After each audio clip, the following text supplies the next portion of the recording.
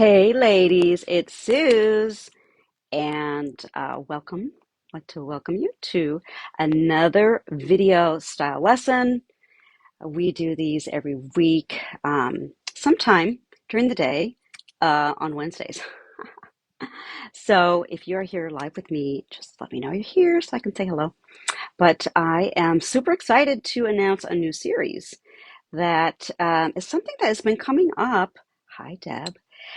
With some of my group program members asking about better ways to source their clothes once we identify what they're missing, where are they finding the new items? And they've these two individuals specifically have been asking for a more eco-conscious wardrobe. So it just kind of inspired me with what's going on with climate change and the new bill and all that stuff to focus on this area of our wardrobe that we may not really be thinking about. And the power that we have with our dollar and what we can enact is some change with where we spend that, right? So I'm excited to share some concepts with you guys. I'm kind of going to do a little overview today, and then I'm going to drill into um, some ways that we can accomplish this on just this micro level over the next few weeks. So I'm super excited that you are joining me. So, when it comes to what we have in our closet, we all have different manners and methods of both getting dressed and using what we, have in our closet already, and then also what we bring into our wardrobes when we feel we need something, but also what happens when something leaves our closet, right? So, those are kind of the three concepts I want you to be thinking about with this series. So, number one, this is something that I talk about a lot. I think that it really is a differentiator from the way that I serve my clients compared to other consulting wardrobe consultants. Which is being more creative with what you already have. So embracing the choices that you have after we evaluate and make sure it is the right thing for you. It does fit you. It is the right shape for your body, and that's the silhouette. I talk about that. And then it's also, does it reflect your individual style? Right? Does it support who you are, how you feel about yourself? Does it make a statement about those things to other people? And do you feel good wearing it, right? Doesn't itch, scratch, and it's not all black, right? To talk about that.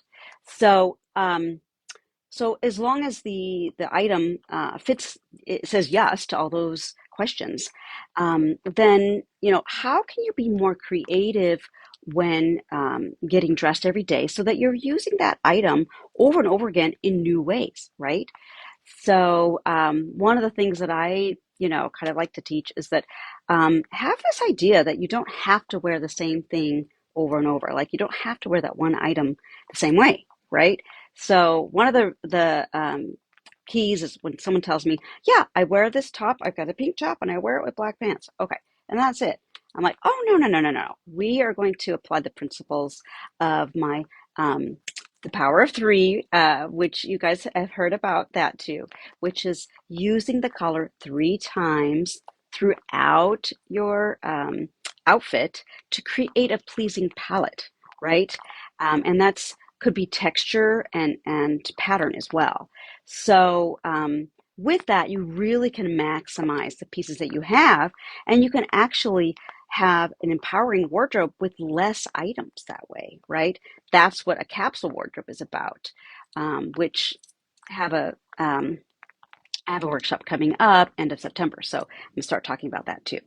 So anyway, so that's really about what you have already, right? So when it comes to the first concept of recycling, even if you just look at the arrows, right, on the recycle logo, it's reuse, right? And then it's where where you get it from, but it's always use what you have first, right? Because it's already there, right? So that's one major concept that can really, even if you just start thinking in those terms, you can feel that you're making a contribution towards helping our planet have less stuff, right? Because you're not bringing as much stuff in and then having to get stuff out. Or a lot of the times, people will hire me because they have too much stuff. And they're like, I feel stuck because I love these things, but I don't wear them, but I can't get rid of them. So that's a whole nother uh, layer, really, is not being able to release. And sometimes, because if you're not sure of where that stuff is going, and we're going to talk about this too, is where does your stuff go after you consign it or donate it or bring it to the Goodwill, right? So kind of like, what are the best practices for removing? And so we'll get into detail with that. Um, and then we'll also talk about shopping. So when you do decide, yes, I need these items, um, then where are you going to get those items from, right? So how to shop more sustainably. And what does that mean, right? So um, I kind of was thinking of two ways of looking at it. So, number one would be shopping for things that already exist, that have been worn before and used before, or they may not have been worn, but someone owned them before. So that is resale, consignment. Um, the kids now are getting into thrifting. My boys like to go thrifting.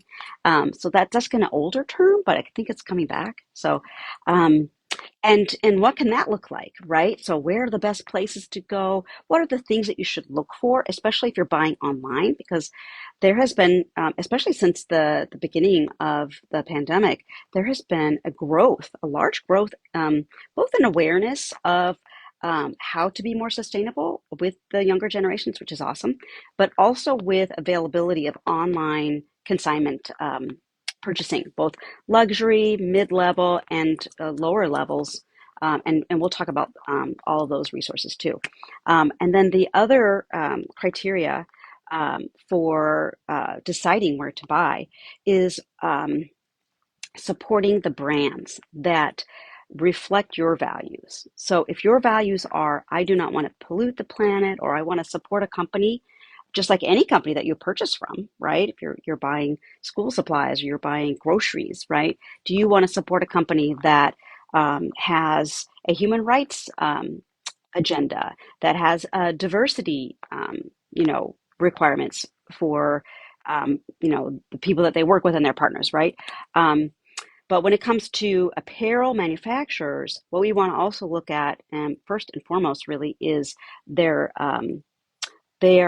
waste, their use of water, and how do they rate. So there are independent nonprofit organizations that will rate companies and give them like a score on, how much waste they create when they're making clothing for us, and use of water, of course, effects on the climate. That all of this affects the climate, right? And then also, what raw materials are they using? So, just to give you an example, like Patagonia has been championed for years for using recycled materials. I think there's a very high percentage in the 90s of items that they, SKU items, or products that they have, and that are made with recycled materials. So that's a whole different level. We also do need to look at how those materials were recycled, right? But or reformed. But they do have a very high rating when it comes to the sustainability criteria. So anyway, so this is what we're going to talk about, guys. I would love for you to put in the comments any questions you have, like just, curiosities maybe, or, oh, I really want to find more sustainable shoes. Where should I look for those? Those kinds of questions. I'd love for you to submit here in the comments, or DM me if you want to go deeper into any of these discussions. And join us on these videos and with your questions, and I'd love to answer them specifically here so that everybody can learn and um, and just get more educated on how what we wear impacts how we live, right? And how not just, looking at it sort of singularly in our own towns, which is important, of course, but to look at it as a global issue, as a futurist issue, as something that we're, you know, wanting to ensure that our kids aren't inheriting one of these big issues if we continue to have the practices that we do on a large scale. And that means what you can affect on a small scale. So thanks for tuning in. And like I said, reach out with your questions and have an eye out for my next workshop, Building a Capsule Wardrobe. Always have so much fun and get a lot of momentum for the changing season with my workshops. If you don't, if you're new to the group here, we've got a lot of new people. Welcome. You don't know about it, again, just reach out. I will send you a link to get on the list to make sure that you get all the alerts how to sign up and join us. So, all right, guys, I hope you're having an awesome day. It's so beautiful out. Enjoy it. Love you all to pieces. Grateful for all of you to be here with me and sharing in this really cool new series, how to be more eco-conscious with our wardrobes. All right, until next time, bye-bye.